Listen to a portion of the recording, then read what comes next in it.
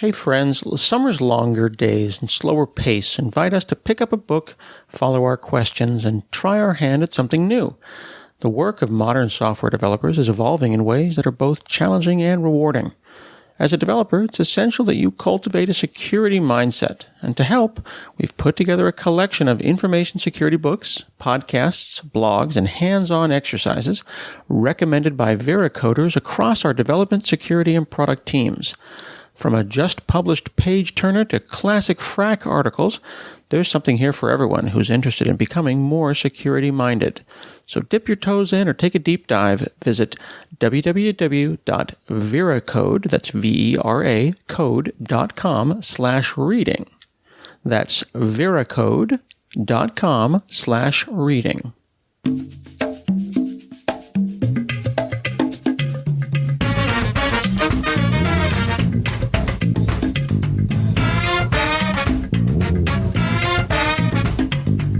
This is Scott Hansel, and this is another episode of Hansel Minutes, and today I'm talking with Cheryl Contee. She is the author of Mechnical Bull, How You Can Achieve Startup Success. I just read this on my Kindle, and it was fantastic. Well, thanks, Scott. It's great to be here.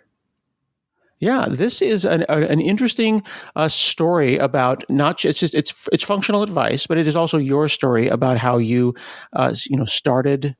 You have had multiple startups now and had an exit, sold your startup, and some really significant advice, because traditional startup advice doesn't kind of always apply to everybody, does it? It really doesn't, and I think that people often assume, like here, for example, the friends, and there's something called the friends and family round, where it's assumed that you have raised a bunch of money from, your colleagues, from your friends and your family. And, me, as a technologist from a pretty humble background, I make the most in my family, or I'm one of them. And, Peanut and Ray Ray are asking me for money.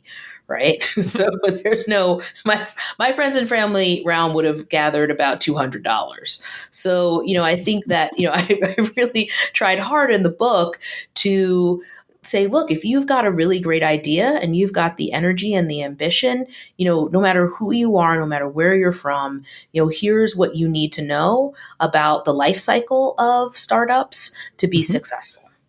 Right. And you walk people through the raising of the money, the different ways that you can raise money, the different ways that you can exit.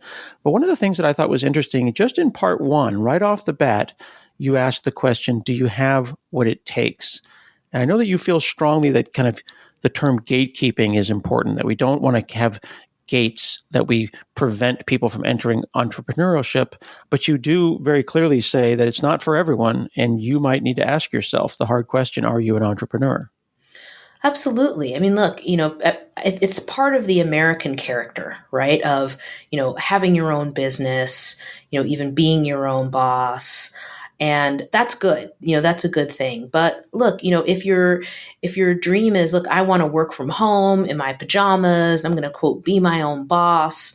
That all sounds well and good. But here's the thing, imagine having, instead of one boss, like bosses as far as the eye can see, who are your clients and customers. Does that appeal to you, or does that frighten you? Right. If you're working from home, in your pajamas, there's a good chance that A, you're working from home because you can't afford an office yet. And B, you're working in your pajamas because you have been working straight. You don't have time to put on pants. So, I try to just keep it really real in the book. And also, like, look, are you a self-motivator? Some people really do work better being in an office with other people. And oftentimes when you're launching your own business, there's a lot of time when you are working with a much smaller team or on your own. And, if you're not the kind of person who will get up, assign yourself, to quote Marian Wright Edelman, founder of Children's Defense Fund, if you're not the kind of person who will get up and assign yourself, but instead, left to your own devices in your home office, will just consume a whole bunch of YouTube and maybe a chocolate cake, like, entrepreneurship is not for you. Like, you've really got to know yourself. That is really difficult. Like, you have to do the work, but how do you make sure that you're not saying, like, try harder, or as I think Sheryl Sandberg famously said, lean in? Like, there's leaning in, and then there's leaning in.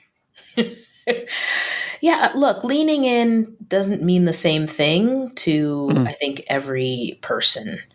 And, I do Mm-hmm. think there are, timing is important, right? And one of the things I think to consider is this the right time for you, right? Are you pregnant, right? And are about to have a baby? This might not be the optimal time to launch that startup. I know people who have done it and some people can handle that. But for other people, they might say, you know what, I want to wait a couple years. I want to get my grounding, I want to, get my kid up and running. I want to heal, my body, or, make sure everyone's taken care of. And then I want to switch my focus. Mm-hmm. Right. And that's just one example. It could be, are you in the right place with your parents? Are they healthy? Are they, like, I know people who have family situations where, like, this is not the right time. I want to spend time with my kids, with my family, with my partner, with my whatever. Well, in finances, have you really lined up? And one of the things I talk about in the book, right, in terms of are you an entrepreneur? Are you comfortable being paid last? Because, a lot of people think, oh, I'm going to launch this business and I'm going to be rich. But, ultimately, especially in that first year to 18 months, you might have vendors or suppliers to pay, right? You might have employees to pay, and all of those, that's your responsibility. That's your commitment, is to make sure everybody else is whole. And then what's left over is for you. And so, do you have, enough of a foundation such that you can weather, an occasional week or two waiting to get paid, instead of getting paid, for example, regularly every 2 weeks. That idea that, are you willing to take the risk of being paid last, is really, really important and powerful. Like, when you were doing your startup with your partner, you actually had to pay some of your own money to make payroll. I don't know if I have that level of commitment to my startups. Yeah, I think it's pretty common. I think it's, and I actually set aside money just in case, as just okay, here's a slush fund, in case, I need 10K to make payroll. I'll get it paid back. I was always confident, that we would get, that I'd be made whole. But right, I mean, that takes a certain amount of self-discipline, and maturity to say, look, I know that I have to set aside a certain portion of my income just in case I have to be my own line of credit until I can get a line of credit. It can take, oftentimes banks want to see 2 years worth of business, a business being alive before they're willing to extend a line of credit. And yet most businesses, as you know, fail within the first year. So that means, you may need to be your own line of credit and manage your money very carefully along the way. One of the things that came up in the book, and I was actually a little surprised about, was it appeared to me, and correct me if I'm wrong, that you used examples of your own life where you were doing startups early. I did this at 14. I did that at 13. I was thinking entrepreneurially in my mid-teens. And I thought to myself, well, I've done that too. And I know people who have done that. But I also know people for whom that's not intuitive or natural. How important is it that we get young people thinking about these things, and whether it be lemonade stands that turn into Be Sweet Lemonade, which is like a legit company, and you can buy it at Whole Foods. Is that really entrepreneurship, or is that just kids being kids? Well, I think kids are naturally entrepreneurial, and the instinct of the marketplace, right? The village marketplace. I mean, marketplaces are something that is an ancient human activity. So I think that Mm-hmm. you may identify in your kid, that kid who's always kind of on their game, right? On their hustle. So, Mm. in the book I had a little boyfriend in nursery school and kindergarten, and kids really like to see us kiss. We would lean in, we would stand like 2 feet away from each other, and then slowly lean in so that we would find each other's lips. And other kids found this behavior fascinating, right? Like our quote, passionate love affair. So, and so they'd be like, kiss, kiss. So at some point I said, you know what? People, they should be paying us. Like, I'm not a monkey. Okay. This isn't a zoo. So for big kids, like, maybe fourth grade and up, it would cost them 25 cents if they wanted to see us kiss. For, young kids our age or younger kids, it was more of a sliding scale. It's kind of, what have you got, right? Anywhere from a penny to a dime. And so, my little boyfriend at the time, Stevie, was more of a romantic and had some issues with, the selling essentially of our love. And to mollify him and keep him in the business, I could buy, eventually I would scrape up enough so that we could buy, candy or ice cream. But like, it was in me, right? It was definitely in me to do that. And you may have a kid who's sort of just got these ideas and is always trying to, or like is really passionate about Monopoly, right? And like really likes that kind of game, or just, asks certain kinds of questions. And, you can nurture that. I remember I want to say it was the 6th grade. This isn't in the book. This is special for Hansel Minutes listeners. We actually they taught us in school randomly for no apparent reason how to write a check. And it just felt like such an adult activity. It had never occurred to me to write, to like, and explain like how a check works and how banking works. And, it just switched on a light in my brain that I wouldn't use, of course, until later, but you'd be surprised. I think that's why there's this emphasis on teaching kids to code now, as early as possible. It's not that, you necessarily want to force your kid to become a developer or a software engineer, but coding, it's like Shakespeare or algebra.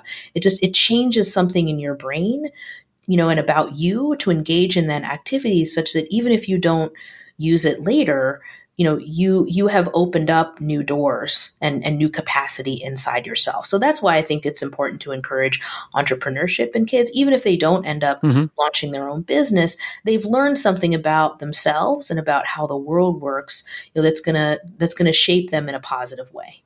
Yeah. I feel like it is about agency and about empowerment. And one can decide to sell lemonade. I always use that as a great example. Every kid should do that, or Girl Scout cookies.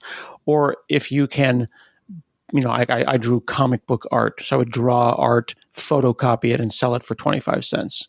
And then I got a table at the local comic convention and sell prints for $1 kind of thing. The idea that I could create something out of nothing, thereby creating value, and then participate in economy, gave me a sense of empowerment and agency as a kid, I think.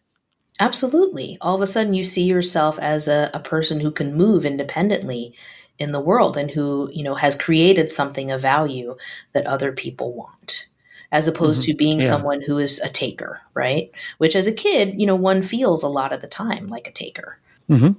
So when you have the idea, when you come up with the idea, how important is it that that idea fill a gap versus what some of the things that we're seeing now where they are simply commodities that are delivered more efficiently than before? I think those are two different kinds of products. Those are two different kinds of products, actually. I think both are important.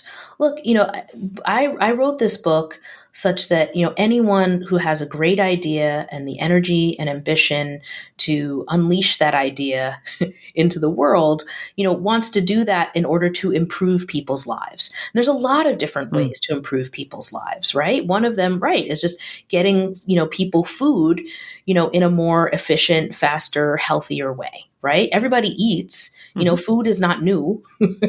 Achieving food in your mouth is not new, but, maybe having, Uber drop off your food, maybe that's new. Hey friends, as a software engineer, chances are you've crossed paths with MongoDB at some point, whether you're building an app for millions of users or just figuring out your side hustle. As the most popular non-relational database, MongoDB is intuitive and incredibly easy for development teams to use. Now, with MongoDB Atlas, you can take advantage of MongoDB's flexible document data model as a fully automated cloud service. MongoDB Atlas handles all the costly database operations and admin tasks that you'd rather not spend time on, like security, high availability, data recovery, monitoring, and elastic scaling. Try MongoDB Atlas for free today. Visit mongodb.com/cloud. That's mongodb.com/cloud to learn more. Okay, so I've got an idea and I'm going to go and build a team. In the book, you invoke the idea of the visionary and the geek, kind of the the Ballmer and the Bill Gates, or the yin and the yang. How important do you think it is to have that partner? Oh, essential, essential. And I think, particularly, people who might be maybe you're what they call a non-traditional entrepreneur, right? Mm. Oftentimes people are, they feel like it's taken them so long to get here, right? And they're an army of one, right? They see themselves as like, I can, I've gotten here and that was hard and I can do anything. But actually, what investors in particular are looking for is your understanding that you don't know everything and you can't do everything, right? And that's an important, like, is there any humility? Because any good business ultimately is going to be a function of the quality of the team, and a team that is multifaceted and multifunctional. So the Mm. visionary is that person who can wax rhapsodic about the technology, about how it's going to change people's lives, who is really great at representing and telling the story of the product. But the geek is someone who may or may not be that, out front, but is someone who has a lot of technical expertise and can really actually implement and make it happen. And those two are equals. You can't really have one without the other. Hmm. And is the idea to have two people because just simply it's just too hard to have one person do all this kind of work? I've just found it rare that all of that is in one person. Sometimes it is. Mm. Sometimes, you find someone who can embody all of those things, but generally speaking, there's someone who often leans more and is just, it's easier for them in one direction, being the visionary. Hmm. And, there's another person who is focused on the implementation. So, another example might be Tim Cook and Steve Jobs, right? Steve Jobs, obviously brilliant, had a lot of great ideas. But ultimately, a lot of Tim Cook's job behind the scenes was to actually take those great ideas and make them into something, Hmm. right? And when, he was an automatic heir to the throne when Jobs left, partly because they'd just been working so long together. But there are other roles that are important. You want to make sure that you have a sales lead. That's probably not the same person. It might be the same. Mm. Okay, so you're saying that people should find a partner that has different skill sets, but also are complementary. Complementary partners are important. Absolutely. No one can do anything in this world alone ultimately, and that is doubly true of a startup. You absolutely need to have, say, the visionary, the geek, the sales lead. If you're making a product, is there someone on your team who has manufacturing experience? Who's a product specialist? There are a few key roles that you absolutely have to have on board, in order to be successful. And it's rare that all of any talents exist within one person. There's a reason why, for example, at the circus, there's someone who is a lion tamer and someone who's on the trapeze. These are usually not the same person, right? Different skill sets to bring you a show. I appreciate that. Okay, so I've got a lot. I mean, like people like to say that they're a founder, like I have offices everywhere, they're all, Panera bread locations, but, it's my startup, right? Sure. With Yeah. offices nationwide, and if you register a domain while you're in San Francisco, you're officially a founder. But how do you graduate from side hustle to your main gig? Well, you'll know that you have graduated from side hustle to your main gig when you have the funds to pay yourself a salary and potentially a few other people too. Mm. So, that's the trick, right? Is, are you able to sustain yourself enough such that you no longer need the side hustle, while you have the full time job, to float your expenses, but you're able to shift gears.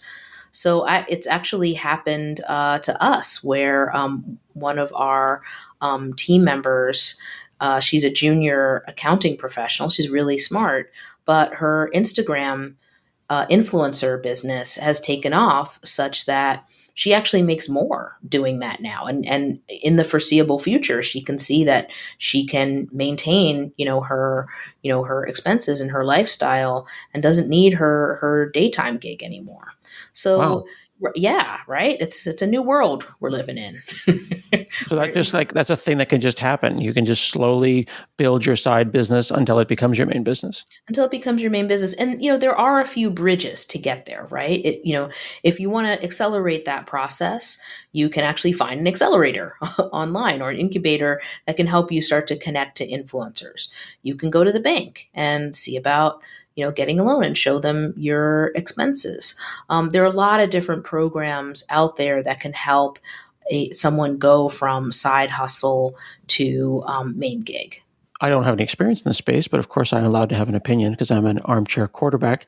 I have felt that this idea of an accelerator could potentially be problematic, especially if we're trying to incubate and accelerate underrepresented groups, that they could get in so early that they take huge amounts of someone's company. Like I've seen people on Shark Tank and they'll give them like $30,000 and then they'll take half their company. And I'm thinking to myself, that's like a friends and family round for someone who has no friends or family, and for a modest amount of like, basically amount of money that you'd buy a car with, they just took half your company. Are accelerators good things or bad things, or is that just that Shark Tank is a bad show? Shark Tank is a little bit of a distorted. I mean, I went to business school, which definitely helped, but not everyone needs to do that. My original business partner, Roslyn Mew, who's a contributor on the book, Mm-hmm. didn't go to business school, and she was just as smart and capable, maybe more so than I am. Mm-hmm. Right. So Shark Tank is fascinating from that perspective. It is a good way to learn, what that's like, but it's not really like that. And your investor, the right investors, especially at the seed round, when it's early, when it's angel investors, like, they really want to get to know you as a person. And they're Mm-hmm. not trying to grill you. They're not trying to trick you. Look, there are safer ways for an angel investor to make money, right? Okay. Instead of giving you money, like you're probably going to fail, right? Again, 90% of small businesses fail. They would be better off just dumping that money into an index fund, right? Mm. Angel investors seek out younger entrepreneurs because someone bet on them, right? It's their way of giving back and it's their way of Mm. staying in the game. And so the best investors have more to give than just money and want to. They very much want to be there for you beyond just a financial investment. The financial investment is important and it's meaningful. But ultimately with our angel investors, I felt like, wow, it's, the fact that these really successful people believe in me gives me a lot of self-confidence. And, the best investors, and this is true of Shark Tank, the reason why people say yes, even though they're like, I got to give 20% of my company for like, what feels like, $50,000 is because the investors on that show, have these amazing networks, right? And they can provide not just money, but a distribution channel, right? If it's QVC, they can provide marketing support, they have vendor relationships, they can arrange for bank loans, right? So they know that they're going to get a whole different other set of resources from this investor beyond that small amount that's going to blow up their business if they I play it see. right. And so I they see. they get a bigger, so maybe you go from owning 100% of your thing to 50% of your thing, but do you want to own 100% of like a penny, or right, or do you want to own 50% of a quarter? I see. So they can go and pick up the phone and call Toys R Us and have your stuff on the shelf before Toys R Us went under, like tomorrow, because they know the head of Best Buy or Toys R Us or whatever. And that is a value that they, as the angel investor and the incubator, that's why they are an accelerator. They pick up the phone and they call the mover, and suddenly your company blows up. Right. Or they help you work through, okay, here's what you need to do. Here's what you say you're trying to do. Let's work on your business model. Let's work on your pricing. Let's figure out vendors and suppliers for you. Oh, we actually need to pair you with another team member, Mm-hmm. right, to make this happen. altogether. So yeah, you just get so much more with the right, and that's something to look for. I mean, there's good money and there's bad money. And one of the things I talk about in the book, especially as a woman, look, if someone is, using the opportunity to talk to you about your business to try to get in your pants, like run in the opposite direction, because, that person isn't thinking in a clear, rational way about your business. And if they're doing that now, they will continue to do that. And therefore, they're not going to be that supporter and advisor that you really need when it counts. I see. Now, one of the things that you called out, though, in the chapter on funding is a thing I had never heard about, but I like the sound of, called steward ownership. I've always used the word stewardship, which is kind of a benevolent kind of ownership. What is steward ownership, and is it finding its way to the States? It's starting to find its way to the States. So, a great friend of mine who runs the Creative Network actually wrote a blog post about how, look, he got their company into Matter.vc, which is a really cool accelerator program. But they felt like the people, the VCs, the venture capitalists, and the angel investors that they were talking to just really didn't get what they were trying to do with the Creative Network, which is to have really positive images that people could buy. Right. And so, they weren't trying to, sell to, people who didn't share the same values. They really wanted, images that inspire people. So, steward ownership it's pretty common apparently in Europe. And, before, in American history, there's quite a bit of this. But the idea of steward ownership is that companies should exist to do something for society beyond just maximize profit. Right. And I know that sounds crazy, but I think we can see that just maximizing profit, ultimately, doesn't lead to a healthy society. It doesn't even lead to a healthy business. I mean, look at Facebook, right? It's a great example. Facebook did a great job in, selling a whole bunch of ads, but ultimately, people are feeling like, when I go into Facebook, I don't love what I see in there, right? It doesn't feel healthy. It feels toxic at times. And so ultimately, even though they were trying to maximize for having as many people, as much content as possible on the platform, they would, if they had actually scaled back a little and said, it's not just that we want the most amount of stuff, we want the right stuff, right? They wouldn't be losing engagement. Now, not to get too political, but is steward ownership capitalist and socialist at the same time? Or is it just acknowledging that not everything has to be more money? I think it's still pretty capitalist, right? It's still, but it's not saying, so the model here, particularly in the United States, is that, venture capitalists or angel investors, they'll bet on a whole bunch of horses, right? With the idea that one of those horses, one of those companies is going to hit it big. And so everyone is trying to be or present themselves as that one that's going to offset all of the losses, right, from all of the other ones. And so they want to see the hockey stick, right? Meaning, a revenue stream that is going to take off and get huge, right? 100x, 1,000x.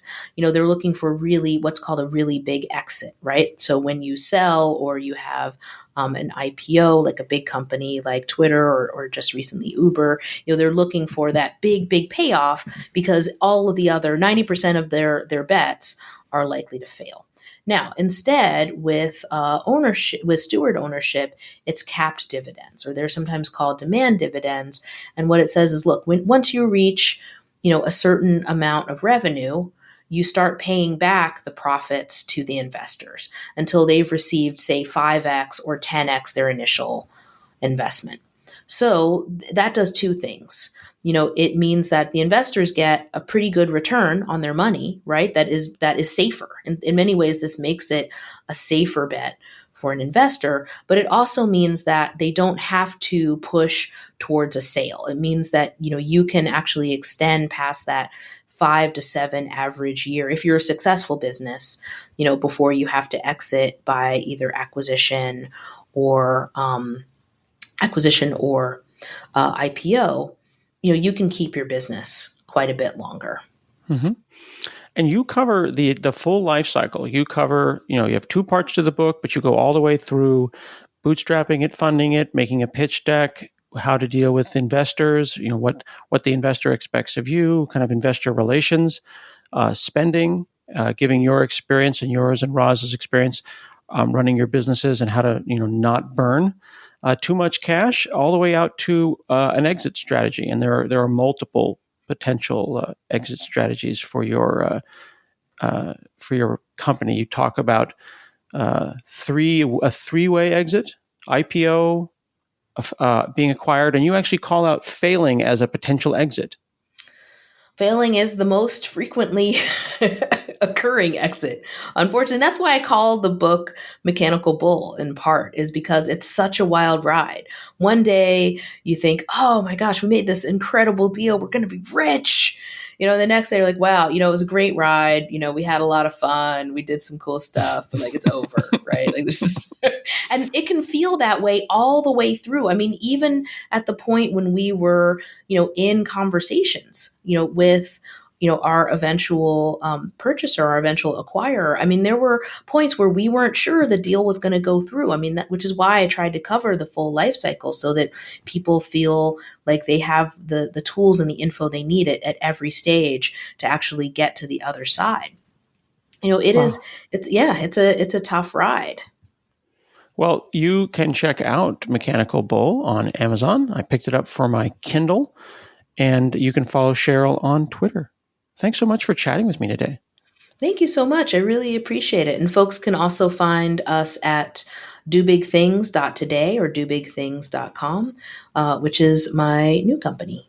Fantastic. Well, I encourage everyone to check that out so that they might also do big things. We've been chatting with Cheryl Contee, the author of Mechnical Bull.